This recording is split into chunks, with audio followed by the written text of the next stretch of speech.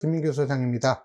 오늘은 2023학년도 서강대학교 입시 변화에 대해서 말씀드리도록 하겠습니다. 올해 서강대 같은 경우에는 작년인 2020학년도와 비교했을 때 큰 변화가 없습니다. 그래서 그냥 간단하게 모집 인원 전형별로 몇 명 정도씩 모집한다, 이 정도 선에서 좀 말씀드리고요. 그 다음에 과연 작년에 처음으로 서강대학교 학교장 추천 전형이 고교장 추천 전형이 신설이 됐는데 어느 정도 내신 때 학생들이 지원하는 것이 바람직한가, 이 부분에 대해서 간단히 말씀드리도록 하겠습니다.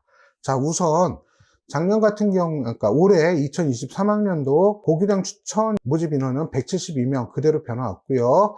학생부 종합전형에서 548명 모집을 하는데 작년에 비해서 1명 감소했습니다. 자, 논술 전형 같은 경우에도 169명 변화 없고요. 정시 일반 전형 나군 모집 인원이 593명 모집을 합니다. 큰 변화 없습니다. 자, 그렇기 때문에 다른 수능 선택 지정이라든가 진로 선택 과목, 내신 반영 비율 같은 경우에도 작년과 크게 변화가 없습니다. 그래서 중요한 거는 뭐냐면 과연 내가 내신이 1.5인데 서강대 그냥 써볼까? 그냥 안전빵으로 내신 1.5 정도 되면 내신이 최일반고역 기준으로 최상위권이다 라고 우리가 보통 이야기할 수 있는데, 서울에 있는 강남권이나 목동권의 내신 1.5는 아니고요, 그냥 지방권 고등학교의 내신 1.5 학생을 의미합니다.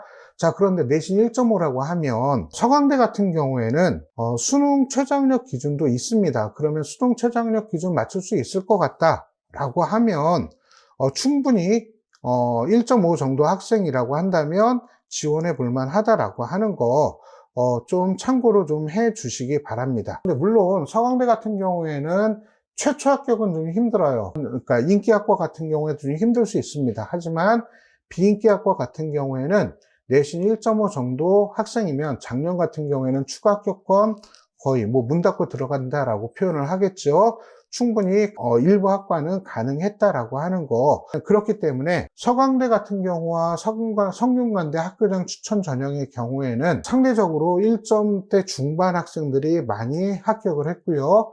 한양대 같은 경우와 같이 경쟁을 하다 보니까 한양대 같은 경우에는 수능 최저가 없어요. 그러다 보니 전년도에 비해서 한양대의 입결은 다소 좀 하락했고, 그 어떤 빈틈을 서강대학교하고 성균관대학교가 차지하고 있다, 이렇게 이해를 해 주시면 될 것 같습니다. 자, 그래서 서강대학교 같은 경우 올해 작년에 비해서 큰 변화가 없다라고 하는 거, 그리고 내신이 1.5 정도 되는 학생들이다라고 하면 고교장 추천 전형을 적극적으로 고민을 해봐라 라고 하는 것입니다. 자, 이 부분 좀 기억을 해 주셔서, 물론 고교장 추천 전형 같은 경우는 수능 체제에 있으니까 꼭 좀 충족을 해 주셔야 됩니다. 자, 이런 부분 좀 여러분들이 기억해서 올해도 좋은 결과 있기를 기대합니다. 감사합니다.